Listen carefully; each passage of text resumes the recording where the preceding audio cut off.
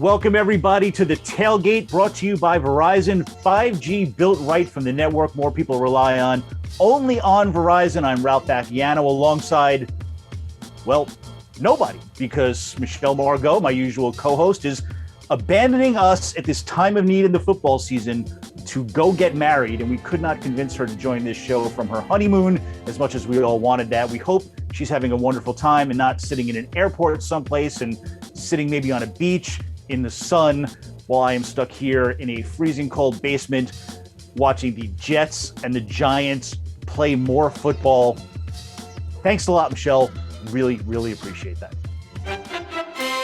Okay, since we don't have Michelle this week, we figured we'd turn the entire show into a Take It From a Pro segment, and we figured since we don't like a lot of controversy around here or headlines or viral moments, we bring in a calming influence, our SNY Jets analyst, Bart Scott. That kind of fits you, Bart, doesn't it? Well, this is going to be an episode of when keeping it real goes wrong. I'm a habitual line stepper, man. I hope you got a little thing in your nest egg, because this could get both of us fired. I'm taking you with me. Thanks. I appreciate that. A good way to bring in the new year for me. All right, well, we're going to start on a topic that, well, might be a little controversial for you. You had some criticism of Zach Wilson on Sunday's Jets pregame show, our postgame show, and you seemed really passionate about it. The 4th and 2 choice that he made that cost them the game.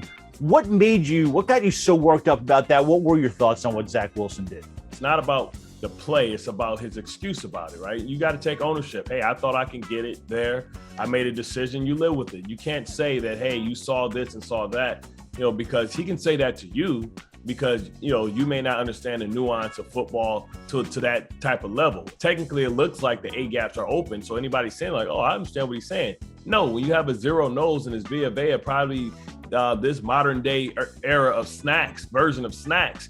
One, if you get a stalemate, you're hoping to get him, but you still have Ndamukong Suh and Steve McClendon, who this organization understands well, and they're lined up head up on the guard. So not only is the A gaps closed, they're really, really close with a brick wall. So you don't think it was just a lack of game awareness from a rookie who, should have known he needed 2 yards, should have known who he was playing against? You think this was him trying to be the star of the game? Yeah, I believe that, Braxton Berrios, that was the play, and it's nothing that he did that suggests that he should, do the quarterback sneak. Now, I understand, of course, you have to put that in there, as any coordinator has to put it in there. I mean, if they have field goal block in there, or they have everybody from the outside and both A gaps are truly open, you don't want to handicap your quarterback. I mean, every quarterback has that option, right? We see Tom Brady, people go up, goose to center, goes up and run behind. I just want the kid to understand that in this market, you have to take ownership for your mistakes. When you said all that on Sunday, obviously that created the viral moment in the headlines. But if anybody actually watched the full show, they saw that you and Willie and Leger had a lot of good things to say about Zach Wilson, because he did play overall a really good game. When you watched on Sunday and you looked at the team overall and you looked at Zach Wilson, did it give you hope for the future, hope for the immediate future, like next year? Of course. Listen, this team is not that far away.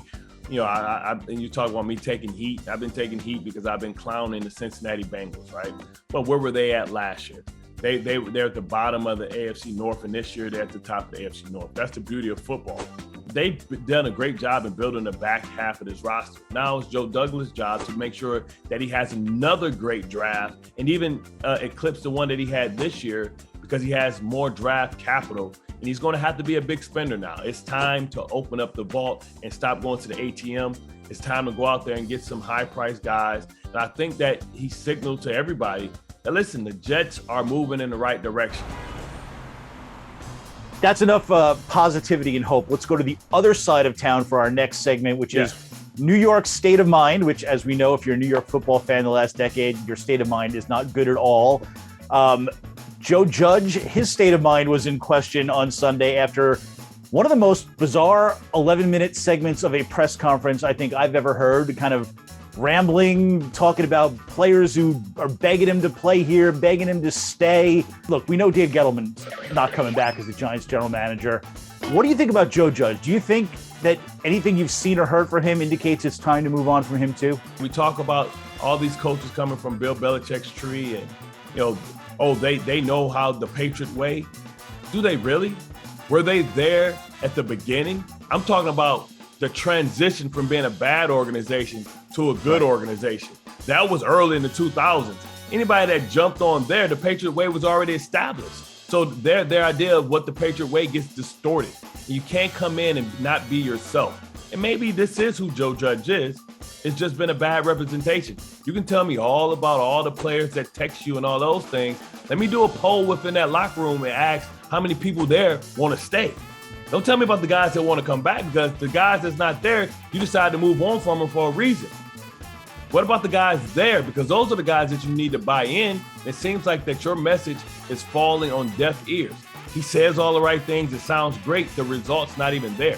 My defense of Joe Judge, which caused social media stir earlier this week, is simply that 2 years isn't a lot of time in the NFL when you are starting essentially from scratch. Like, he's trying to build the culture. He's changing the programs, strength and nutrition and how they practice and all this, all the behind the scenes stuff that he talks about.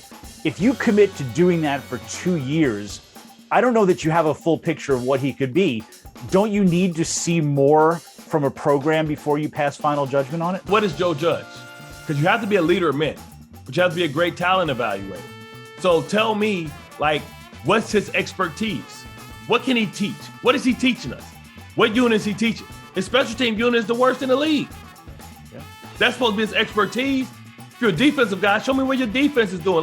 Where can you add where can you add? Where can you give answers to the question? All right, Bart, it's time to call an audible because we can only talk about the Giants disaster for so long. Jets rookie Brandon Eckles made some headlines and caused a little bit of a stir on Sunday. He picked off Tom Brady, which was good, but then he went over to Tom Brady and asked him to sign the football that he caught from him after the game. Tom Brady graciously obliged. Did you have a problem with that? Not at all. I mean, listen, we live in the era of the jersey swap. Dudes swap every jersey that they have. I know the equipment managers are like, where the hell is your jersey at? Oh, I gave it away. Guess what? Players have to pay for that stuff. But, you see that's the era in which we live in. And Brady's just embracing and evolving. That's why he's still playing at a high level. He understands, listen, I wouldn't do it, but, I'm this dude's hero.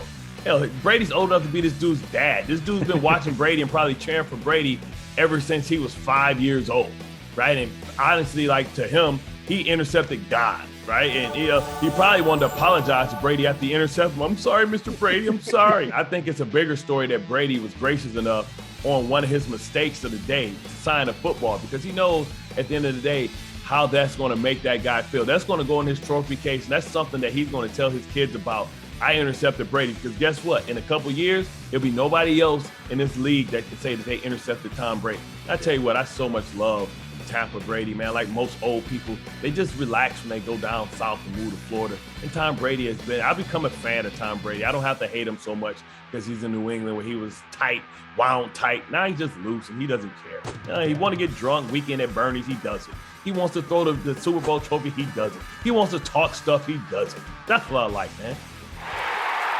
All right, Bart, it's time for the victory formation as we take a knee here. Ben Roethlisberger on Monday night basically took a knee on his career. One last game at home, nice ovation from the crowded Heinz Field. That, when he officially steps down, that's going to put an end to a great quarterback draft class in 2004 with him, Eli Manning, Phillip Rivers. J.P. Lossman, of course. Yeah, wouldn't want to fit in. Matt Schaub was in there as well. Yeah, a couple of maybe guys who fit just to the outside of that.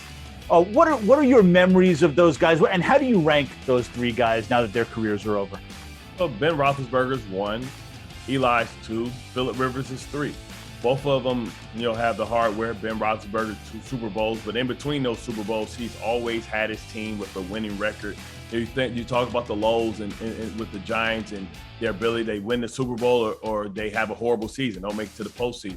Ben Roethlisberger, Mike Tomlin never had a losing season. I don't know if Ben Roethlisberger has ever had a losing season, maybe one out of 18 years. I mean, that just shows the standard of excellence and his availability. I mean, Eli was an Iron Man as well, Phillip Rivers too. But, for my money, I think Ben Roethlisberger was the best of that class. And I think his numbers prove it, but also the record of his teams prove it. All right, that's a good way to end it. Bart, thank you so much for joining us. We appreciate everybody watching. We will be back next week. But that's it for us. For Bart Scott, I'm Ralph Vacchiano. We'll see you all next week.